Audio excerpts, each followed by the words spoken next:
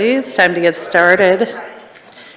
Welcome to the October 3rd, 2022 Grants Pass City Council Workshop. And first up on our agenda today, we're getting a report from our Central Business District Vitalization Task Force. It looks like Brad is going to start us off. Good morning, Mayor, members of the council. Yeah, I'll do just that. Just to basically give you a brief history of what you already know, but maybe have forgotten. So the purpose of this presentation is to bring the council up to speed on the activities that have been happening since May with the Central Business District Vitalization Task Force. And we have the task force chair, Ward Warren, here today, who's going to take the bulk of the presentation. Relates to your council goals, really two main areas: encouraging economic opportunities and to maintain, operate, and expand our infrastructure to meet community needs.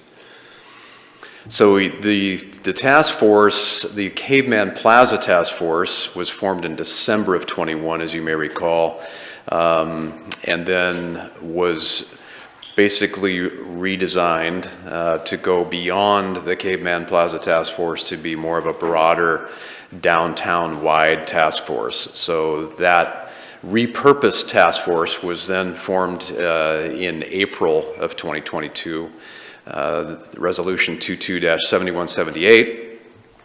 And there are the members that the council appointed: Ward Warren, Terry Hopkins, Terry Collins-Bain, Julia Hendricks, Nick Gates, Andreas Blech, Kathy Ford Johnson, Michael Holzinger, and Bob Lang. So they did meet more or less bi-weekly. They had a total of 8 meetings, went from April 26th through August 23rd. James Conway on my community development team was the staff liaison to the group, and Joel King was a council liaison.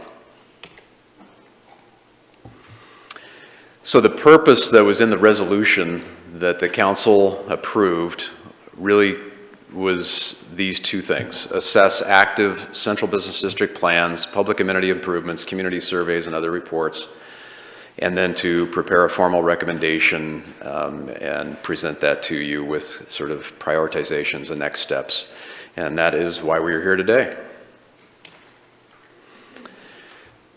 So I don't think I'll really go into much detail. I just wanted to put on here so that we can maybe refer back to it afterwards. Maybe we'll just let Ward come up and kind of talk in detail through the recommendations and through the task force report. But they did review all of basically the active projects or projects that had been included in your strategic plan or had been underway through some other initiative, whether that be the urban renewal, discussions about urban renewal funding and how to implement that.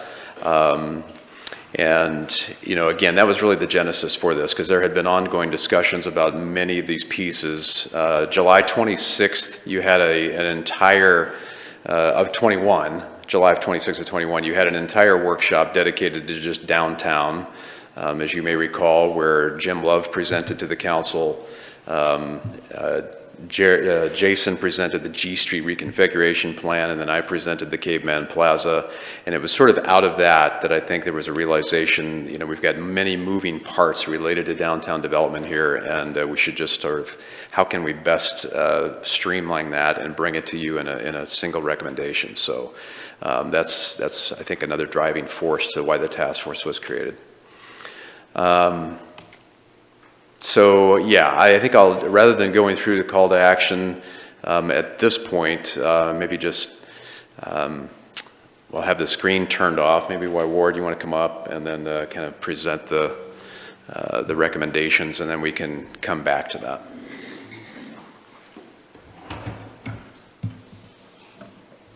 Thank you, Brian.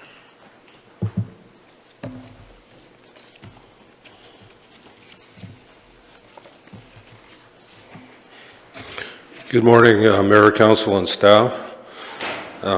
Happy to be here and have this task force wrapped up.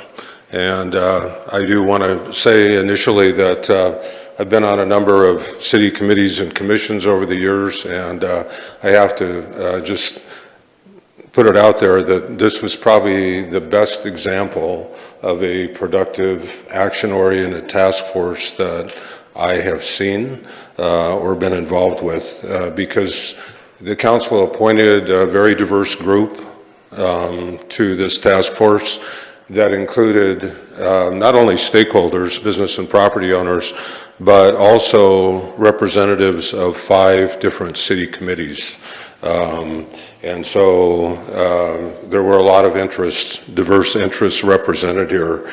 And in our first couple of meetings, they were pretty contentious because people were, had very differing opinions and viewpoints going into the process about the reconfiguration of G Street and so forth. That was probably the most contentious issue. And so basically, as chair, I decided that if we were going to make any progress, that we needed to look at the smaller pieces that were before us and try and make sense of those. Many of which, as those of you that have been on the council for 4 years and longer will recognize many of these plans, because many of them you've recommended in the past. I also want to say that the initial discussion about forming a task force was also going to potentially include the services of an architect, Sarah in Portland, and CERA, Sarah, and in Portland.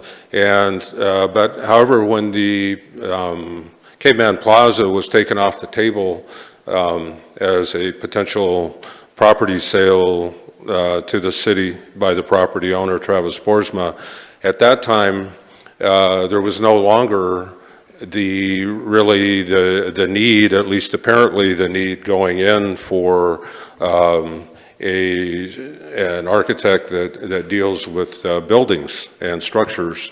But we decided at the first meeting when we discussed it that as we went along, if there was a discussion regarding structures that came up and potentially there was a structure that might need to be built to accommodate part of this plan, or there was even a remodel or something that would require an engineer and or an architect. At that point, then we would go back to the council and say, we really need to engage the services of a structural engineer and or architect, to take a look at whatever. However, in our discussions, it never came up where, in the plan that the recommendations we made, there's nothing regarding structural construction or the need for a structure. So we really didn't see the need to hire an architect at this point in time. And so I'm going to go kind of through I did a very brief report for you all, just because I wanted you all to read it, number one. And it's only 4 pages long. And it doesn't have a lot of, additional language or, whatever. It basically is just our bare bones recommendations. And then if you want to see some of the data that we used to, form our recommendations, there's another 85 pages behind our 4-page recommendation that you can study to see what we looked at, what we read, what we discussed, considered, and used in forming our analysis. So it was pretty much a data-driven process with a number of very intelligent, individuals on the task force, and like I said, representing 5 different city committees, which included the Historic Building and Sites Commission, Tourism, Committee on Public Art, Bikeways and Walkways, and tree committees. So excellent representation. Also, I want to kind of say thank you to James Conway, who did a really great job as our staff liaison. We looked at the task force purpose and scope, which I don't know if it's included in your packet or not, but you'll see on the first page of the report that it gives 4 items that we were directed to focus on and follow when we made our recommendations. The first was review and recommend priorities from the Terrain Landscape Architecture Downtown Plan 2022 by Jim Love. Actually, I think that actual date should be 2020 was the date of that plan. And it has come before you, before the council, and Jim, I know, gave a presentation, which I watched. He also made his presentation to the Historic Building and Sites Commission. The commission approved it, liked it, and then also he made a presentation of his plan to the task force, and they also very much liked it, the plan. And so it's been approved by multiple bodies now, including the City Council. And then the second item on the purpose and scope was evaluate public survey results and potential next steps for the Southwest G Street reconfiguration concept. Next one, review work completed to date by Thornton Engineering for the downtown lighting project, including 5th Street, the alleys, and H Street, and assess feasibility and timing of urban renewal agency funding and partnerships for downtown revitalization projects. So that was the scope of the project as directed by City Council and staff to the task force, and that's what we did focus on. So, and I think our recommendations were very successful in aligning with that purpose and scope. The Terrain Landscape Downtown Plan should be included with this report in your packet, and like I said, that presentation has been made to you. I believe that Jim Love, by the way, is an architect. And you know, most of the elements of this project really are more streetscape and landscape oriented, and that's why Jim, as a landscape architect, is very knowledgeable and I believe very capable, and I think he's come up with a very positive plan that could be implemented at pretty low cost overall. And I think it's a project that is super positive. I mean, nobody really had anything to say we had against it. There were a couple of questions about it. Jim answered those, and I think he is prepared to go forward with it if in fact the council decides to move forward with that. So we did discuss that, and that was approved, as I said, and then recommended by the task force. The G Street reconfiguration plan was, like I said, initially there was a lot of disagreement. It was pretty much split half and half, for or against, before there was any significant discussion or data presented. However, as I basically, as chair, decided if we were going to make any progress that we needed to put that discussion off until everyone had a chance to do their research, discuss it, think about it, and whatever. And so we put that off discussion for a few months, actually, until we had a discussion and presentation of data from different members. And at that point, based on the evidence that was presented and the data that was presented, including negative economic impacts and safety impacts that had happened in other cities, including in Oregon, where they had reversed a two-way street in the downtown area and gone to a one-way street, which was a pretty trendy thing to do in the 80s and 90s and even later. And many of those cities, and again, you'll find this data with accompanying the report in your packet, I believe, but there was evidence of many cities, including Oregon City, that had spent, a significant amount of money to convert a two-way main street to a one-way. And after that happened, the businesses there suffered significant decline in business. And not only were the businesses unhappy, but the public was also very unhappy. They didn't like it, and the downtown traffic on that main thoroughfare basically dropped off tremendously, and people started demanding that they return it. So at a significant cost, they returned it back to a two-way. And so, you know, one of the reasons for that is some one-way streets like E and F, for example, 6th and 7th, those couplets, you know, function very effectively. However, traffic tends to move faster on one-way streets. On E and F, for example, it makes sense because you don't have all these little businesses like you have on G Street.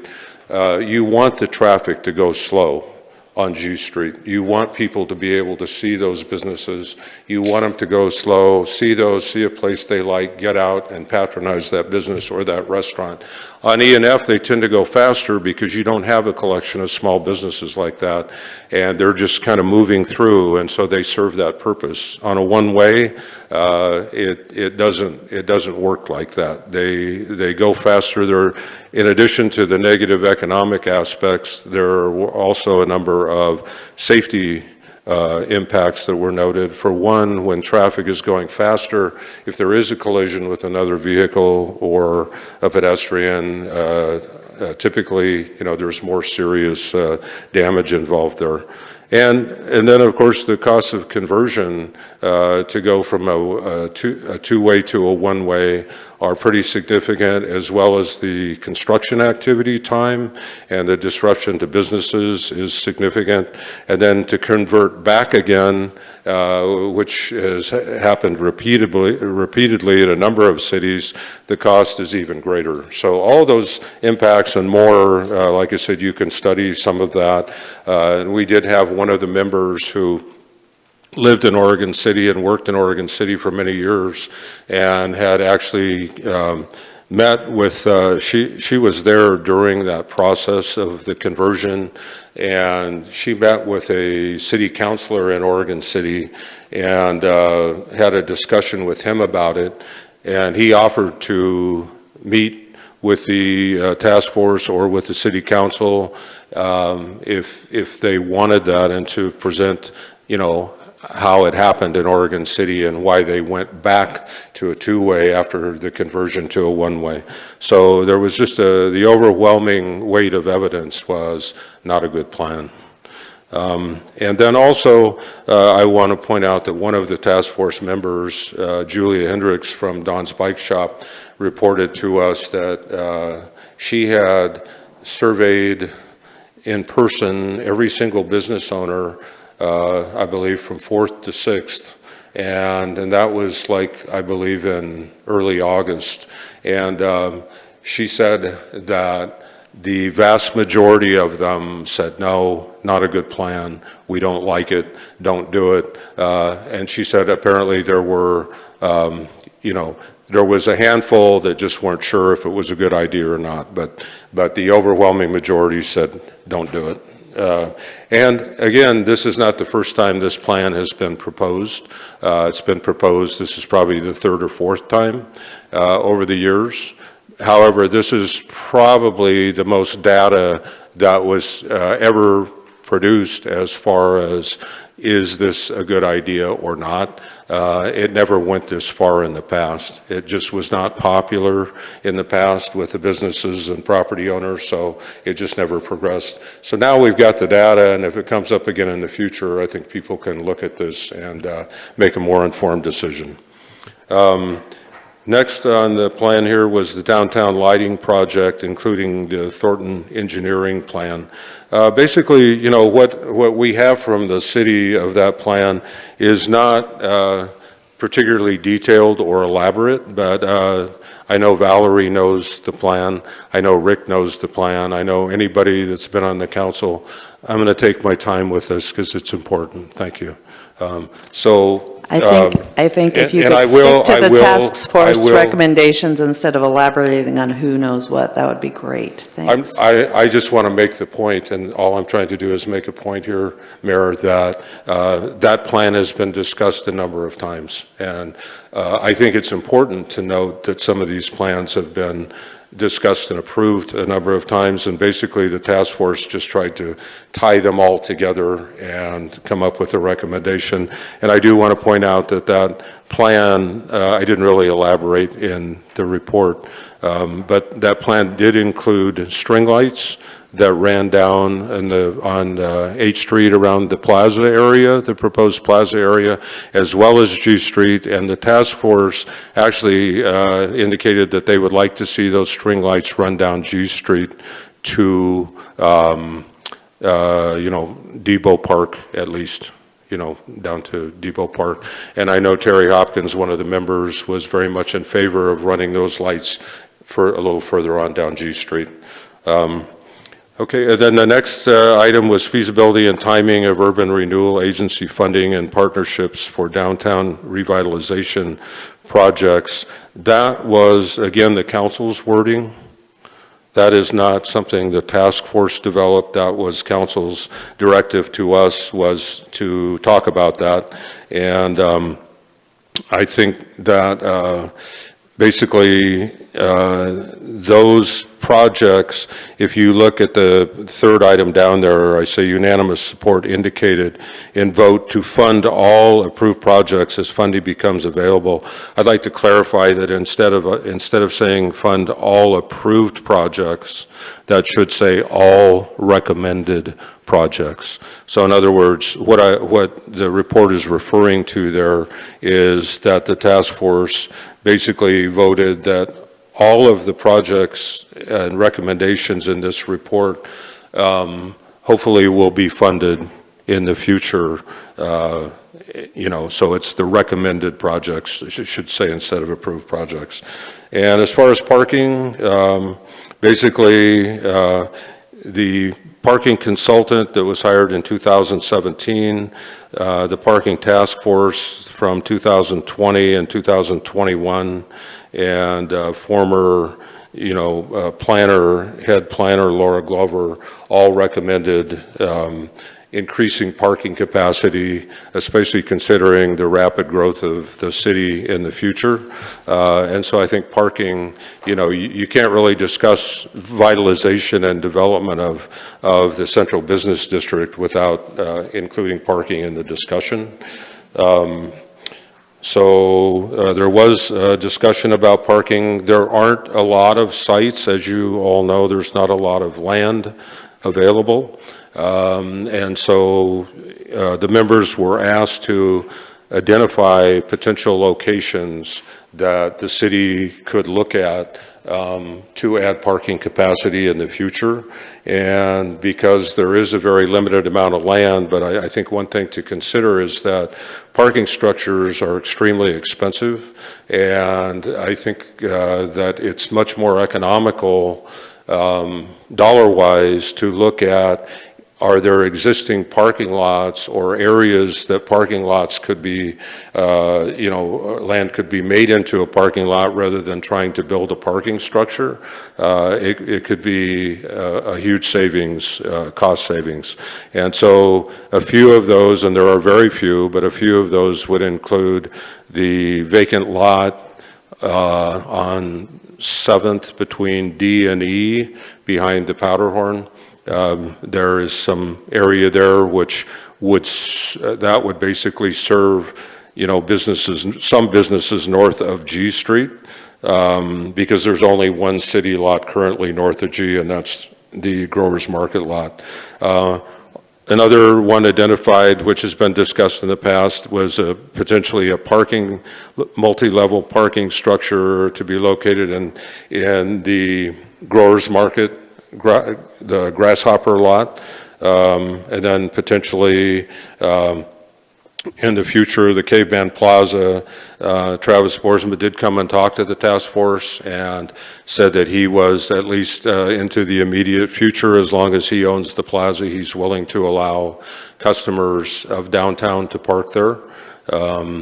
That lot does have about 150 parking spaces, and there was concern and is concern that if that lot was ever privatized and someone else bought it, if Mr. Boersma sold it and someone else purchased that property, that they could build out the structures and the parking could disappear, or they could decide to, rent the entire, all the structures out to tenants, and then at that point privatize the parking for customers of the tenants of the plaza only. Two other locations outside of the Central Business District were also mentioned. One was the proposed new library. I don't know how many of you are aware of that, but the library proposed at 6th and K Streets, kind of outside of the CBD, so we didn't get into it in great detail, but they suggested that I talk to Kate Lasky, which I did, and talk to her about in the future if that does happen and they do open a new library site there, that would there be a potential of of having some area for parking to service South 6th Street customers and/or employees, and she said, yeah, she thought that was definitely a possibility that they would be willing to consider. So it might be something for the council to look at as the plans for the library move forward. Apparently, they've already raised at least half the money or more than half the money for the property purchase. And then the task force also recommended that parking and wayfinding signage be improved. And again, that has been looked at more than once by the city council and approved by the city council. And so I believe that if you look in the parking task force report, you will find, which should be in your packet, you will find examples of that signage that the parking task force came up with in 2020 and 2021. So that's again another piece here that has been approved, and the task force recommends move forward. So additional recommendations, conclusions, and observations. The Welcome Center remodel should proceed. I said here as planned. I'm not sure that the final plan is in place. I don't believe it is, although again that's come before both you and the Historic Building and Sites Commission a number of times. Banners or flags, kind of pennant shaped on the vintage light poles, welcoming visitors to downtown should proceed as planned. Everybody was in favor of that. I'm sure most of you or all of you have seen those in other cities in the downtown area, kind of welcoming people. They're kind of bright and just kind of a nice welcoming feature and for tourists. Parklets, a lot of discussion on parklets. Should they be permanent or should they go away? Or anyway, it was kind of I feel, a good compromise plan. And I want to mention that member Terry Hopkins is the head of the Oregon Restaurant Association, was on the task force.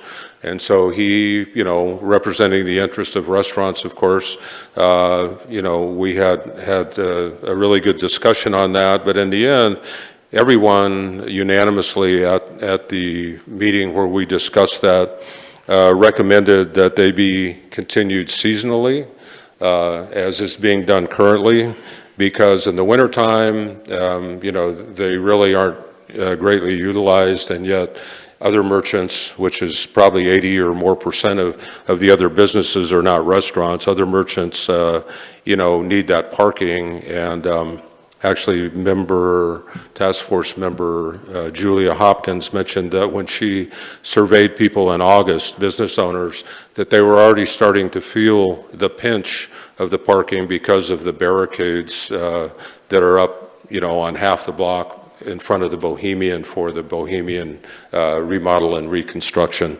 And so she said that when she surveyed the business owners between 4th and 6th, they don't really feel that permanent parklets are needed or desirable. But as far as the parklets, you know, I and several other members do not approve of the appearance of those existing barricades. And barricades are basically designed to keep people away. And that's kind of the feeling that those create, I think, for a lot of people.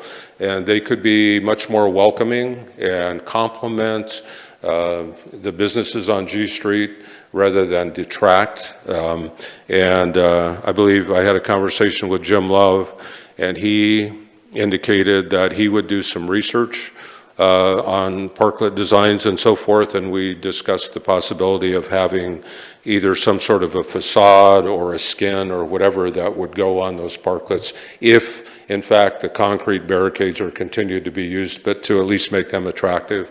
They would be seasonal under basically the same plan as you currently have, with getting, you know, the agreement of the neighbors on either side, and then up during the season when the weather is good and tourists are in town and so forth. And also with that plan, if that Jim, we talked about in the meeting about creating kind of a handout with standard designs on it, just like the Historic Building and Sites Commission uses for different projects. And basically an applicant could then just go and get a handout, and if they agreed to use one of those designs, no review would be necessary.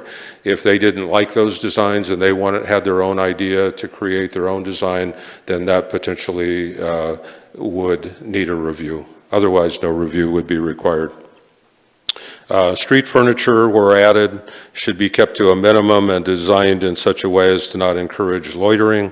This should be kept in mind for areas such as alleyways and the proposed art walk in order to maintain a safe and welcoming atmosphere. Alleyways should be well lit, and those that have major improvements such as art installations, etc., should have security cameras. Parking for large RVs and tour buses is needed. There is currently none in the entire downtown area. And so that should probably go to tourism as a recommendation as well.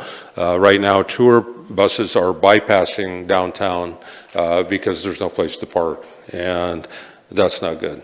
So it would really be nice to find a location to have parking for at least 1 or 2 tour buses as well as some large RVs.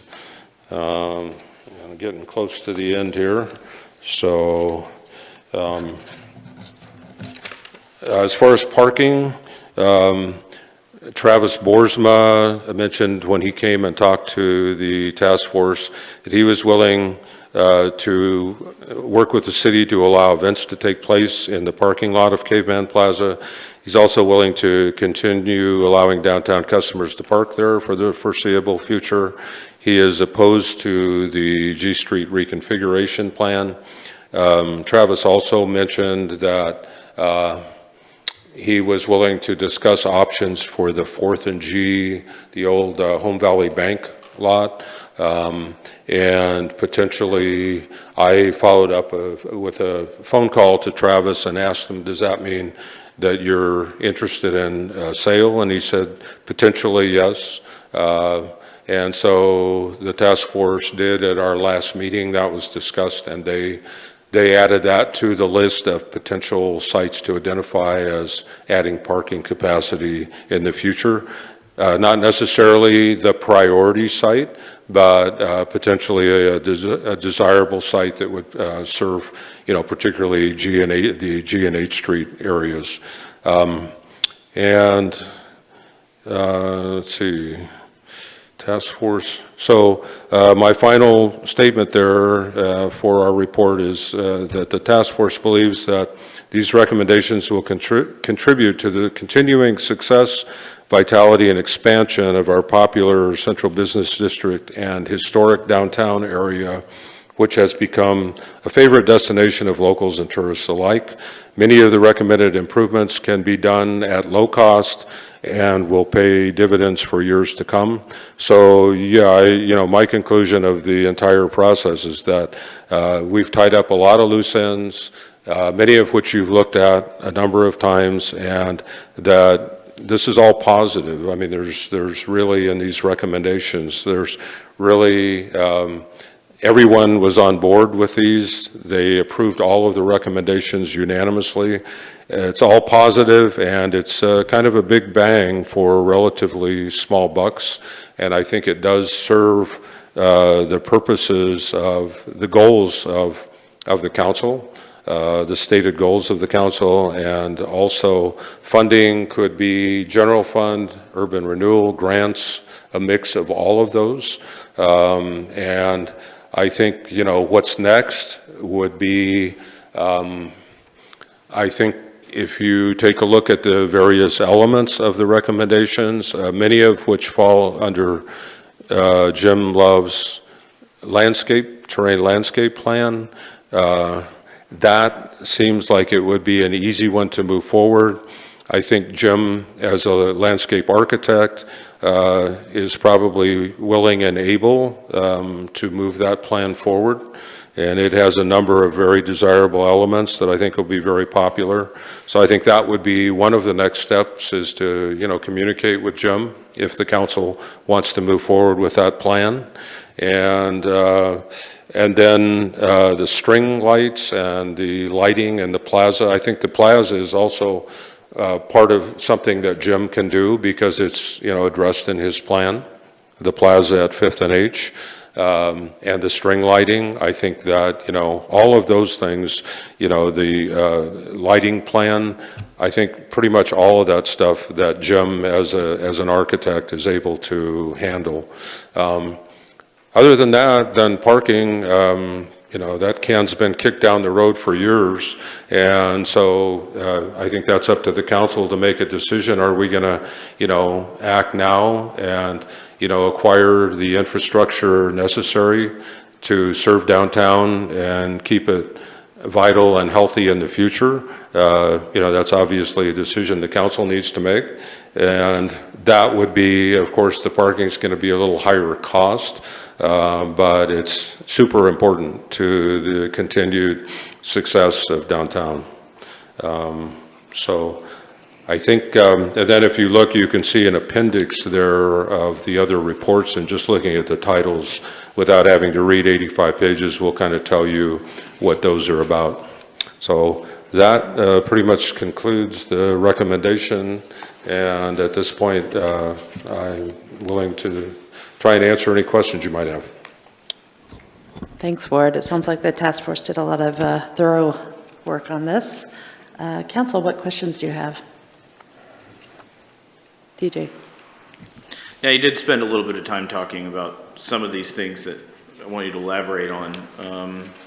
Number 3, the downtown lighting project. Let's see here. Are those projects that you discussed included in the downtown lighting project currently? The H Street, G Street, with the vintage style lamps, is that included in the plan currently? So the elements of the lighting project would be string lights, overhead lights that run down the street, around the plaza, and potentially there are, a lot, I think the task force was in favor of running those down G Street as well, and down past, I think it's Depot Park, isn't it? The one there, right? Okay.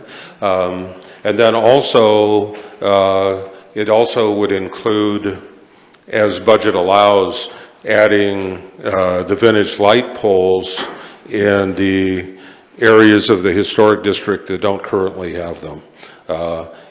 Many, like right now, they're on 6th Street, they're on G, they're on H. There are still some areas in the historic district that don't have them, and that was part of the discussion as well, and I think that's addressed in Jim Love's plan as well.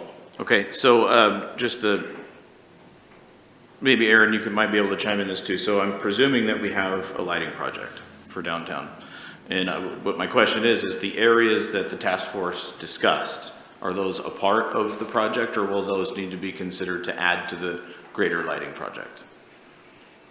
I think that we addressed, as I said, it would include G, H, the plaza, Fifth Street, and then the poles in whatever area that don't have them. Sure. And so we're recommending that, yes, council move forward on adding lighting in all of those areas. Okay, so that would be a question for whoever's behind understanding that project, if those areas are included currently or would need to be amending this project in some way. As far as the specifics of what's included in the existing projects, I don't know, Brad could probably help with that.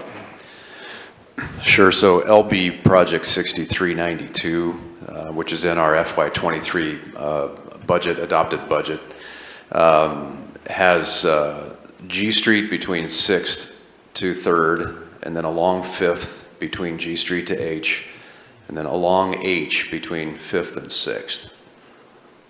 So we've got $350,000 in that project. Okay, that answers that. Let's see here. So, and then in the fourth one, it says unanimous support indicated for the recommended projects. You're talking about all the projects that you've addressed here, lighting, parking, terrain landscaping plan, et cetera, correct? Right, all of the projects that are listed in the recommendation, we recommend be funded and move forward on at the earliest possible opportunity. Okay. Another question on 5, talking about the property on 4th and G Street. It mentioned, from the viewpoint of parking, did the task force have any other conversations about public benefit otherwise in purchasing that property, other than parking? No, we did not really discuss we didn't discuss anything other than parking because it wasn't even, Travis came to a meeting, I believe it was the first meeting in August, and then I followed up because he said he was willing to discuss options with the city. I followed up with a phone call and said, what does that mean, discuss options? Does that include a potential sale? And he said, yes. And so, but at that point, I reported that back to the task force at our final meeting. So no, we did not really get into discussing details of a potential plan for that other than just the benefits of additional parking in a very strategic downtown location. Sure, fair enough. One more question. So in the additional recommendations, the first one there for the Welcome Center remodel, proceed as planned. Did the task force discuss utilization, or were they strictly speaking about the remodel project? No, because we were basically instructed not to really discuss that, particularly because of the fact that it was already in process and before the council for a final decision. The Welcome Center has come before the Historical Building and Sites Commission on 2 occasions, and both times we voted on a design. And so one of those was the original design, take it back to what it originally looked like when the building was constructed. And the other was alternative number 4, which was a remodel that included kind of a brick facade around the bottom and then wood siding up on as you go up. And then the last time it was brought to us, because it's been delayed a couple of times because of changes that the council wanted to discuss. I think the last time it was overhead doors. And so there was a discussion about that. And the Historic Building and Sites Commission said, research that, talk to some employees of the Welcome Center, decided that if there is to be one, the only place that it really makes sense is either on the back wall, or the north-facing wall, although now we have, charging stations there. But to put it on the front door on the front wall didn't make a lot of sense. At least that was the recommendation of the Historic Building and Sites Commission. And if you put it on the south wall, there's really no area for people to gather.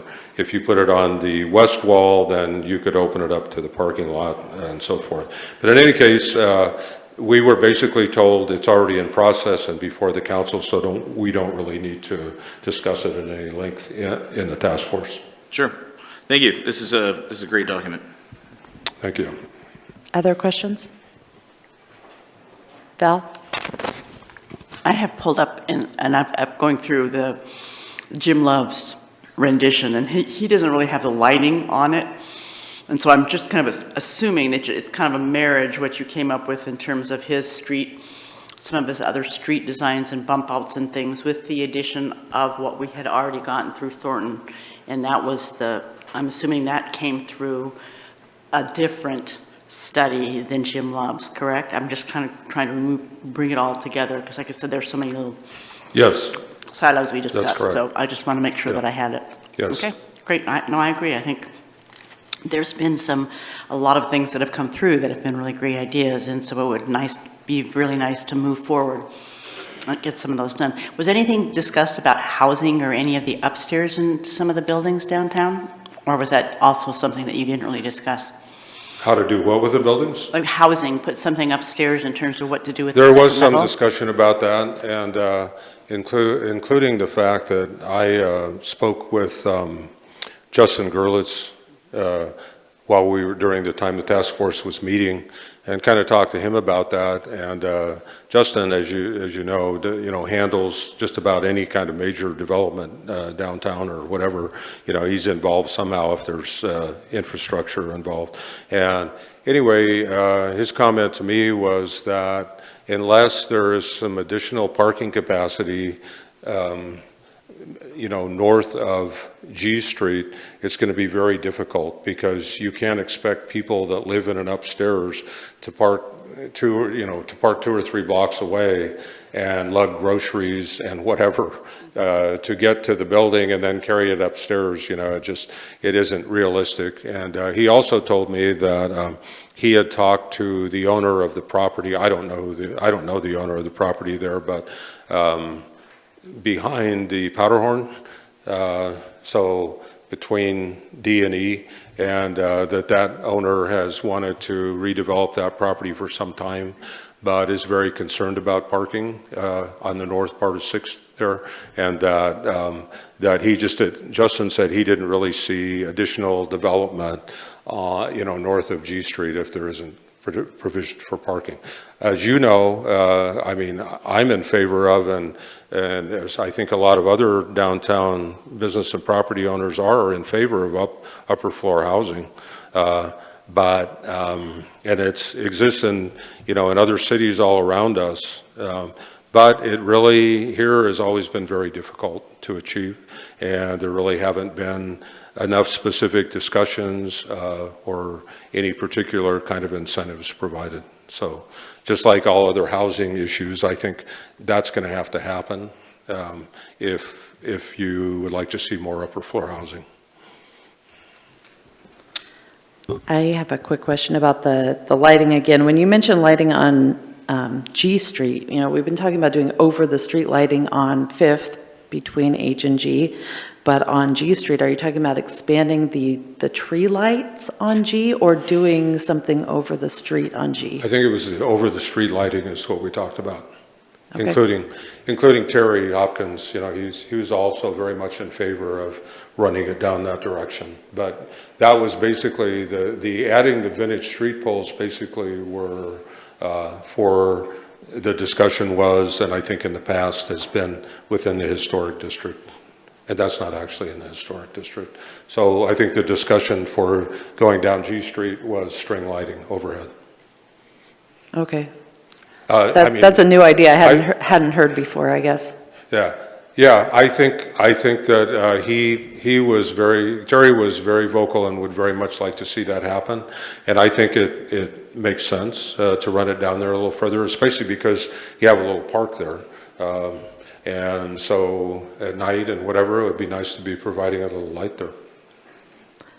Yeah, you need something on the other side to attach it to, so that would pose some challenges, but it's an interesting idea. Yeah. Other questions?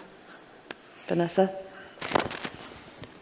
More than anything, I was really looking for a list of prioritization with the projects. For example, the recommendation to move forward with with Jim Love's plan, it encompasses a lot of different details that I believe would require coordination. For example, eliminating the curbs and transforming the owl lot into a plaza, along with bump outs may conflict with installing additional street trees and banners. So is there any discussion of prioritization of the projects and where the council could start to make their first move? I think there was some discussion about the curb versus curbless concept, and kind of mixed opinions, but I think ultimately the decision that was made there by the task force was that it probably didn't make a whole lot of difference, curb or curbless, but that the task force majority preferred to go with whichever plan did not eliminate parking. And so, but basically, I don't think overall that there was a strong feeling one way or the other for the curb versus curbless. Just that would be the main consideration, I think. I think the plaza plan, I think Jim Love understands it pretty well, and I think he's able to, with the trees and I mean, basically everything involved, the string lighting, I think all of those elements included in the plaza there, I think he can, whoever's overseeing that, whether it's he or someone else, I think are very capable in terms of, you know, putting that all together. And if you need, I mean, if, I think it's fleshed out enough with the plans that already exist between his plan and the Thornton plan and other plans. I know Councilor Pell is well aware of the discussions about the plaza plan over the years. And so I think there's enough information in the past discussions and plans that all that can be tied together pretty easily. Valerie? I did have a question, and one of them went back because there was a point in time when we were talking about putting flags and putting things downtown, and there were some problems from ODOT, and I don't know if that was something that was discussed, because wasn't there at some point in time we actually came away from putting, because some people said wanted to put banners, were these like permanent downtown district ones that the task force was discussing? Because at one point in time, we used to have ones up like for Women's Crisis Center. We, you know, people would trade them out. That was just something. And then we stopped that because we realized and recognized that if you did it for one, you had to do it for everybody, and that could cause legal problems. So that's why when I'm trying to visualize exactly, are they kind of like the ones that have like the logo that says this is the National Historic Society? Or I was just trying to... So right now, the discussion so far has been with the HBSC has been to put them within the historic district, which is pretty much contiguous with the central business district. I mean, the boundaries are very, very close and very similar. And so that's been the discussion. It really, we've gotten some cost estimates and so forth, and it's not really a significant amount of money, but the graphics and the wording hasn't really been decided upon at this point. Basically a style, bright colors with some sort of a graphic, and then welcome to, but whether it says downtown or welcome to the downtown historic district or whatever, that really hasn't been decided. I was told that tourism was also, you know, supportive of that, of the flags as well, but yeah, the wording really hasn't been formulated.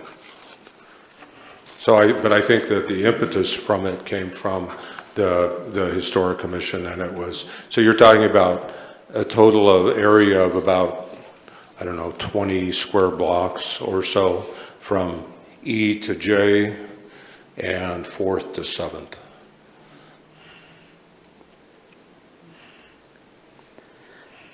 Other questions?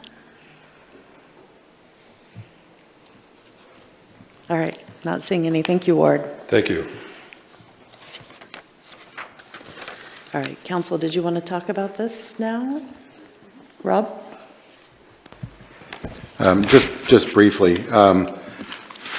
First, I just want to thank the task force and Ward for comprehensively wrapping up a myriad of diverse concepts and thoughts and ideas. I mean, you've got about probably 2 or 3 department heads that you've got expertise that you've probably pulled together, and it's impressive, very impressive. And it gives us a way to move forward, I believe.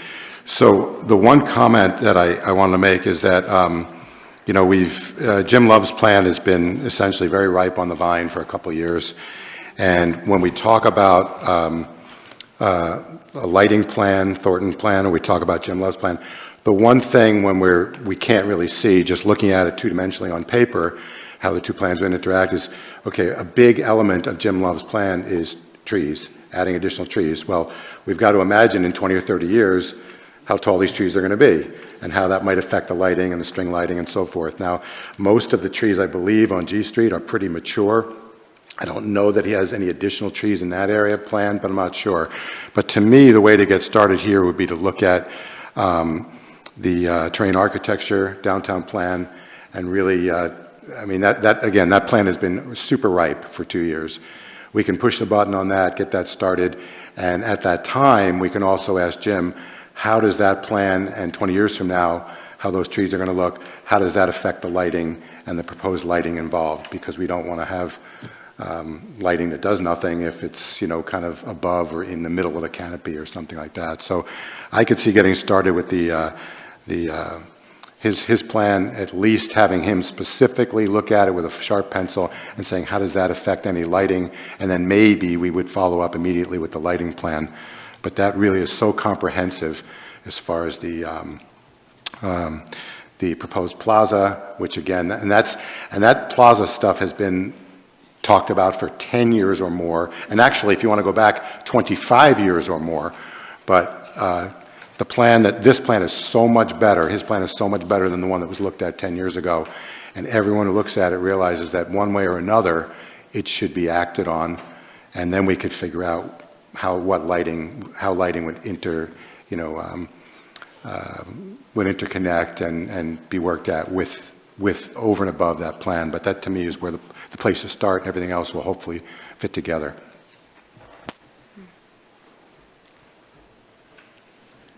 Joel?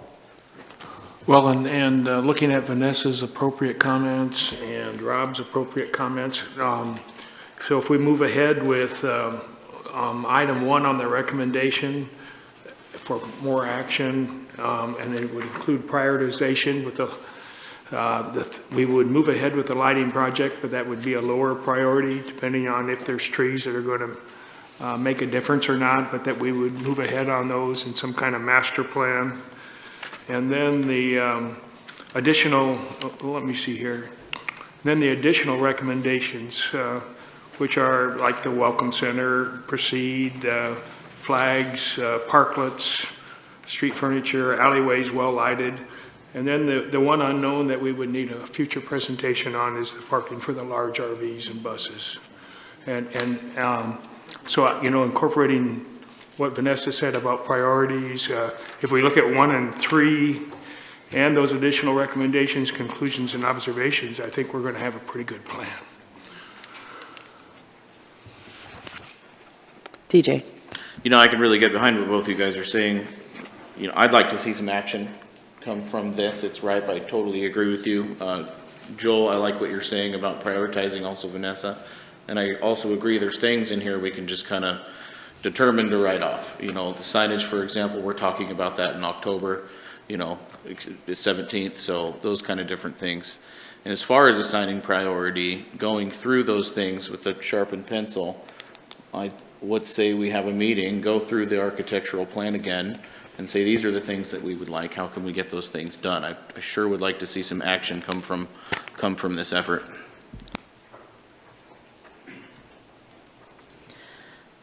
Other comments? All right.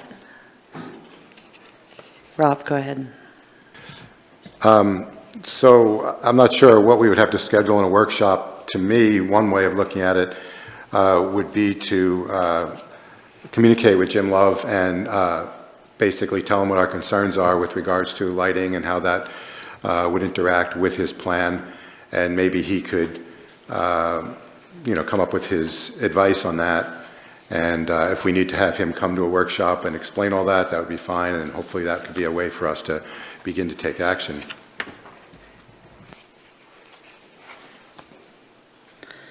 All right, I guess it sounds like council is generally supportive of moving forward on the town terrain landscape downtown plan. It's a little unclear to me, I guess, if we need another workshop on it. We have had a workshop on it, but maybe staff needs to determine some sort of level of prioritization and get back to us if there's a decision that needs to be made. Rob? Well, the one decision that jumps right out, Ward made reference to it, there's two different plaza plans there as far as curbless or curbless with bollards or curbs.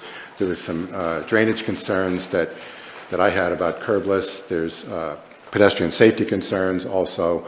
So that is a decision that the council would absolutely have to make, and maybe Brad would have to come up with, an A and B and the pluses and minuses of each for us. I'm pretty familiar with that, but I'm sure nobody else is, and it is a decision that we would have to make. The two plans are, while they're generally similar in end result and generally as far as the goal of enhancing that area for multi-purpose use, they are definitely very different in how they would be implemented. Okay, so a workshop specifically looking at that H Street, 5th and H Plaza plan and how to move forward on that? Okay. Can we add lighting to that discussion as well? Because we talked, they're kind of linked Sure. in there. Sure, thank you. Absolutely. Okay, yes. Rick, Aaron. Yeah, I was going to suggest, I think with DJ's addition, it sort of goes along my suggestion. Based on the conversation I'm hearing, staff can prepare a number 1 and a number 3 as a review, and so we can all be on the same page and have clear expectations moving forward, so you can provide that direction for us to take some action items to. Sounds great. Okay.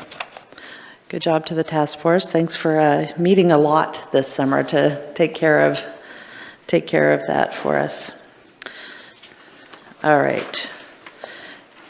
Next up is actually agenda review, and then we have some other items on our agenda. So I'm looking here. I do not have a copy of the future agenda. Do you all have that? Okay. Joel has handed me his.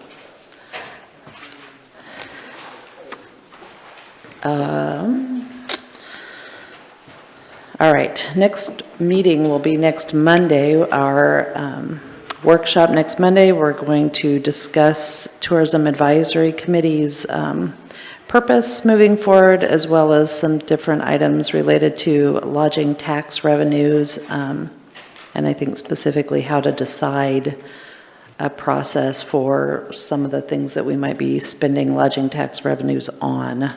It's not about changing the revenue structure there. Then October 17th workshop is discussing the Welcome Center remodel and wayfinding signs, and that actually looks to me like a really good time to talk about this downtown plan as well. Downtown Day on the 17th. Any questions about either of those items? Vanessa? For October 10th, under the lodging tax revenues, will that include the possibility of COPA also receiving a guaranteed stream of funding from that? Is that encompassed in that discussion at all? Or is No. that something else?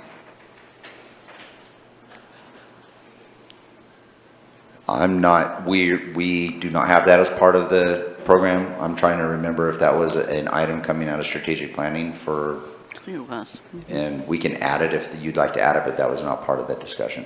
That'd be great. It did come out of strategic planning, and it's been requested to be on the agenda twice, so that would be wonderful. Yeah. I agree with that. I guess I thought that at least part of that lodging tax discussion also would be, we periodically get requests for funding for special events that could potentially come out of this lodging tax fund, and COPA money falls into that category as well. Is that Am I on track with what we're talking about there? So we're giving you a highlight of how transient room tax dollars are utilized, what we've got, and then and in conjunction with the advisory committee's recommendation that we established a grant program for Events. yeah. lodging tax dollars that we have that are extra, that could go for things like welcoming murals or Porch Fest for advertising that meets the ORS requirements. And that the advisory committee can maybe be that grant recommendation committee that provides those recommendations to council.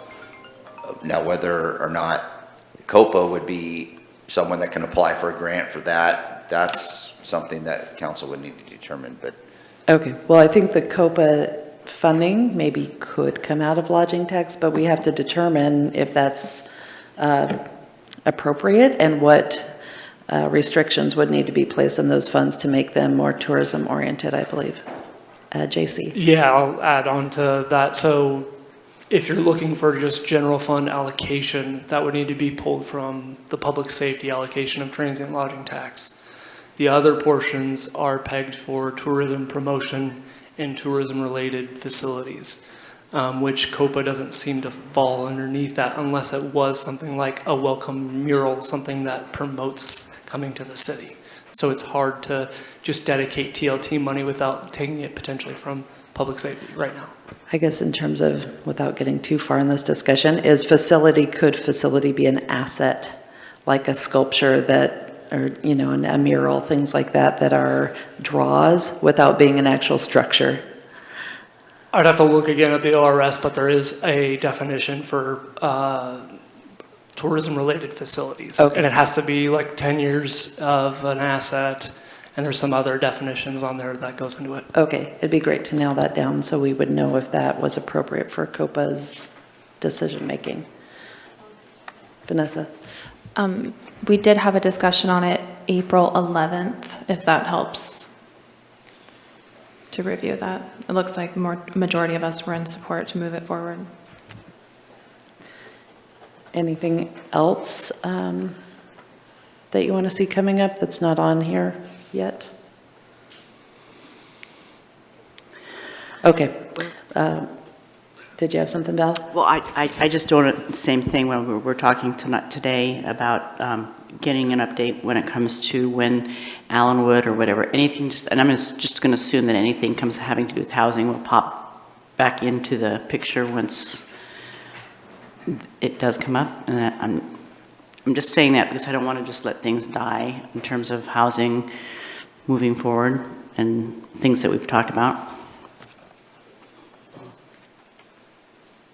Yes, we were waiting on, specifically, Counselor, on the Allenwood one. You know, we've initiated the wetlands study and we've initiated the TIA. You know, that was your last request to sort of get those things moving. So those are going to take, you know, still a little bit of time. So we were waiting to put it back on the agenda until we could bring you some results from those two studies. I just wanted to make sure. I knew we had talked about it, so they have been initiated, they have been pushed out to get the results. Okay, thank you. Yeah. Okay. We have still something else, go ahead. Joel? You know, new agenda items would be from the task force we just heard from, of scheduling that presentation, and I know staff's busy, so I don't know what is reasonable there in terms of having a quality presentation and follow up on what we heard today. well, we'll put it on the back like we do, so it's scheduled there, and during our Wednesday meeting, we can discuss an opportunity to put it on the agenda. I'm sorry, maybe people don't understand. I was hoping we could talk about it on October 17th, the same day that we have some other downtown things scheduled. Certainly, we'll talk about it October 17th. Okay, I mean, I think it's just review at this point, so all the hard work has been done in the past. Okay, next up is we need to adjourn into a special meeting. So who wants to do that? DJ, you look excited. I move to adjourn the workshop and convene a special council meeting. All right, second. Vanessa, thank you. All in favor of adjourning the workshop and convening the special meeting, say aye. Aye. Any opposed? All right, we're now in special council meeting where we have just one item on the agenda here for a grant agreement with All Care Community Foundation, and Augustus is presenting.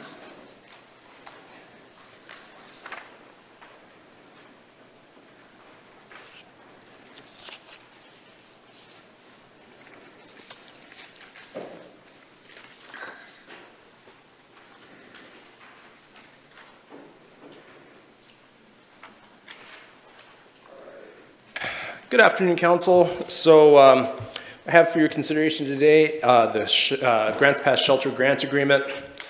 So a little bit of background on this. The Grants Pass Shelter is seeking funding through January 15th of 2023.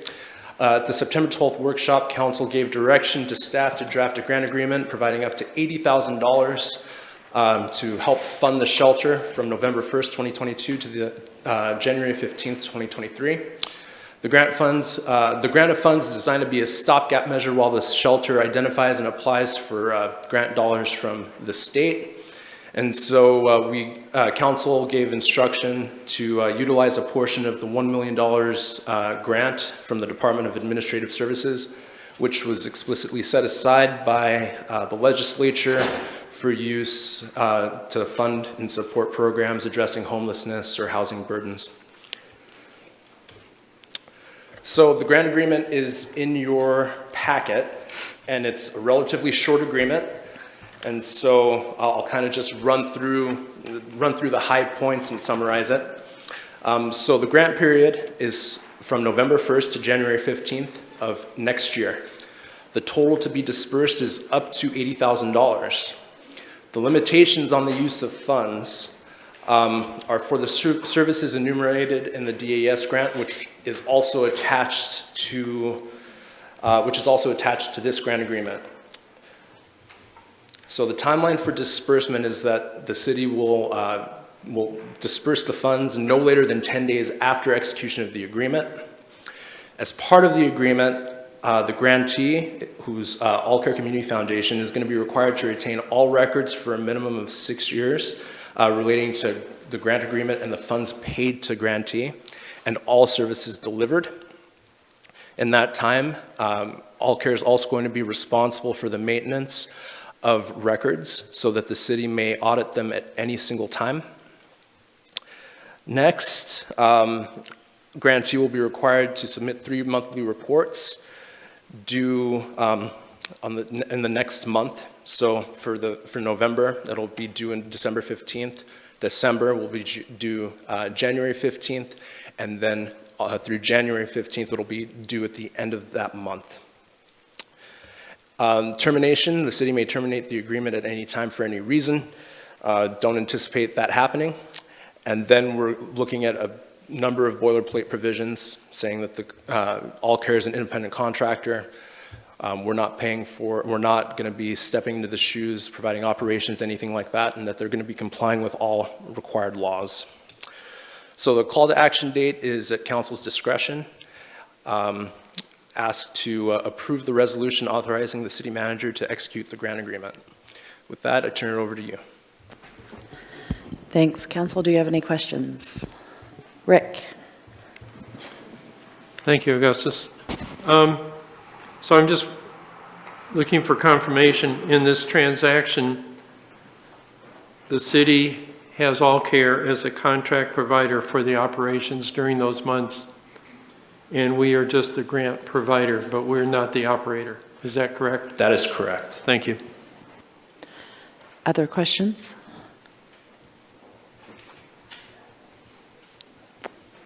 All right. Guess that was it for questions. Since we're in the special meeting, this is open to the public for public comment. Not seeing anyone here who wants to speak on that issue. Turn it back to council for discussion. Joel?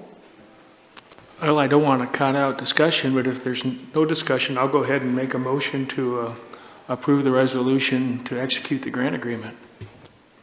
Is there a second? Valerie, thank you. Discussion on the motion? DJ?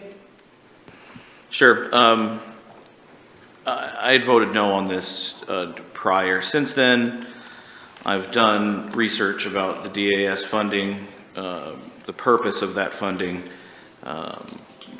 what it's there to do, and I found that this is just, it's in line with what these fundings are for. I'm going to change my vote to a yes for today to show unification of identifying this problem and helping the community. That being said, we need to be diligent about these funds. We need to make larger impacts. In my opinion, this is a one-time fund. We should be focusing on capital improvements primarily, aside from operations, but given the exact circumstances of what's going on with the shelters and what this money was designed for, I'll be voting yes. Further discussion?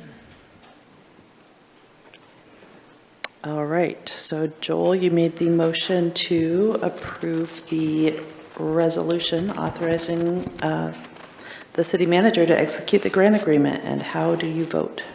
I'll vote yes. Valerie? Yes. Rick? Yes. Brian? I support the grant, but I don't support the use of the city's universal termination clause, so I'm voting no. DJ? Yes. Rob? Yes. Kurt? Yes. Vanessa? Yes. Motion passes 7-1. Any further discussion on that? Okay. Next up, we have a consent agenda item, and it looks like, JC, are you planning to talk about that? Yeah, it's supposed to be starred. Oh, I Okay. don't have to come up here if you don't want me to. Go for it. It's starred on mine now. Okay.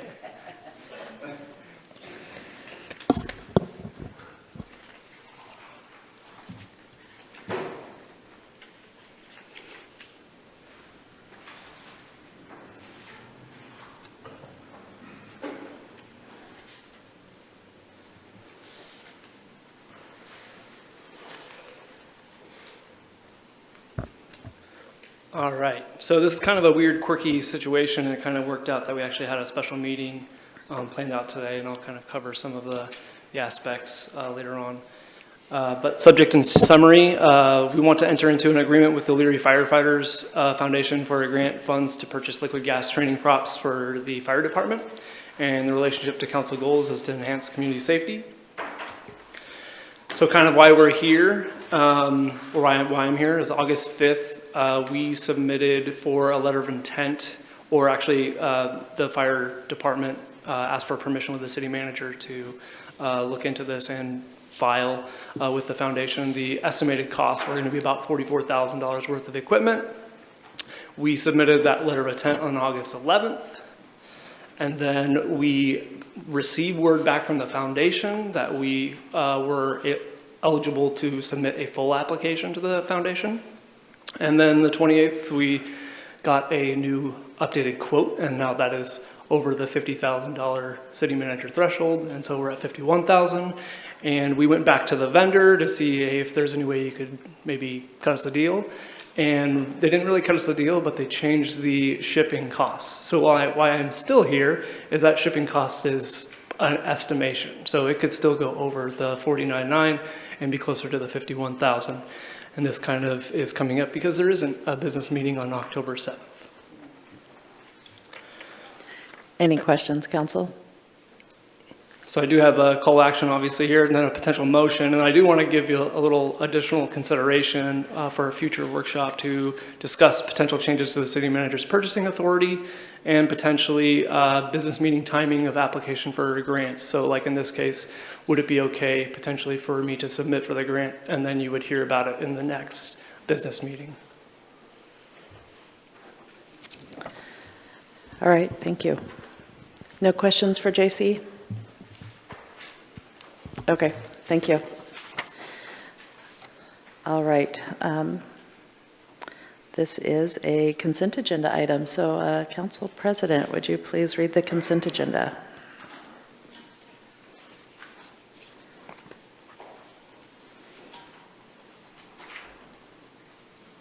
Can you please read the consent agenda, Joel? Oh, so you want me to read it? Yeah, I'm sorry. that's okay. So on the consent? On the consent agenda, we have a resolution authorizing the city manager to submit a grant application and upon award, enter into an agreement for a grant with Leary Firefighters Foundation for liquid gas training props. And as such, I make a motion to authorize the city to submit that grant application. Second from Valerie, thank you. Oh, did you? Okay. Yes. How do you vote, Joel? Thank you. Yes. Val? Yes. Rick? Yes. Brian? Yes. DJ? Yes. Rob? Yes. Kurt? Yes. Vanessa? Yes. All right, motion passes 8-0. Okay, next up, how about